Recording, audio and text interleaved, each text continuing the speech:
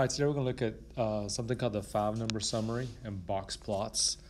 You may have seen some of this before, but maybe not. And we're going to use these a lot throughout the year. So I keep saying that, but this stuff's kind of just important. So here we go. 5-number summary obviously consists of 5 numbers. When you have a data set, best thing to do is order from least to greatest and find 5 numbers. The minimum is 1, quartile 1, quartile 2, which is the median, quartile 3, and then the maximum. And that consists of our 5 numbers. Those 5 numbers tell us a whole lot about the data set. That's why we use them so much. They're going to give you big data sets today and ask you to find the 5-number summary. You start off with the minimum, that's 19. This is the easiest two are the minimum and the max. The max is the biggest value up there, which is 30. Q1, don't forget how we did that yesterday. You would do 25 over 100 times 40, because there's 40 numbers up there. You would get 10.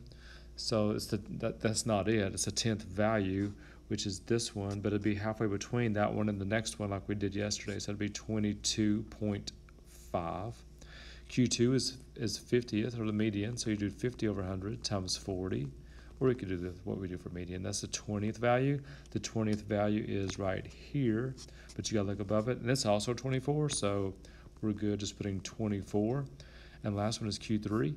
We do 75 over 100 times how many data values there are, which would be 30. So I'm looking for the 30th number, which is right there, but I gotta look above it. Oh, they're both 26, so I'm gonna go 26. So my 5-number summary is 19, 22 and a half, 24, 26, and 30, the 5-number summary. Now, one reason the 5-number summary is so great is those are the numbers that go on your box and whisker, or your box plot. And the box plot looks like what you see down there on the bottom of the screen. It's basically a plot with all the 5 numbers in there. And it's called a box and a whisker sometimes because if you look at it in the middle, there's a box, then it has a whisker going out on each side. Notice they listed the numbers up there. You need to list numbers also, or have a number line with a scale on it so we know exactly what each line applies to.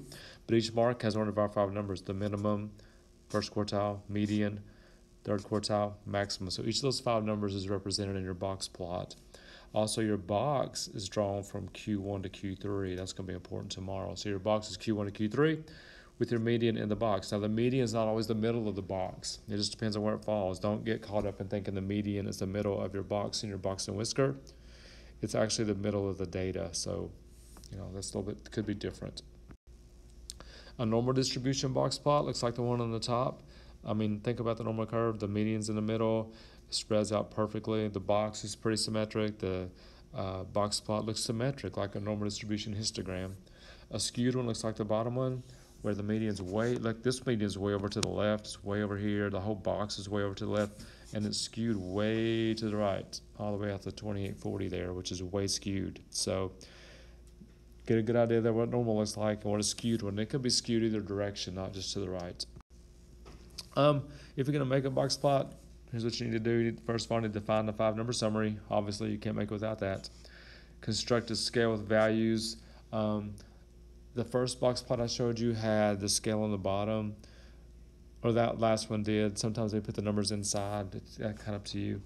Construct a box that goes from Q1 to Q3, and you're going to draw a line that goes from Q1 to the minimum and Q3 to the maximum from the box. Now, one word of caution again, because we talked about this yesterday, because the quartiles, there's no universal agreement. Box plots are based on quartiles, so different technologies may give you a little bit different. They'll be really close, but they may be a tad bit different in the value they give you for those quartiles.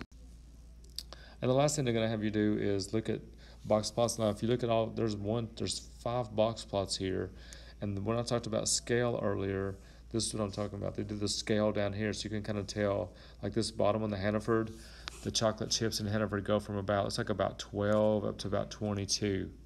The Keebler has the most chocolate chips. The minimum is like 25, and it goes all the way up to almost 40. So it's definitely got the most. So they're going to give you something like this and just have you compare, have you state some things that you notice about those.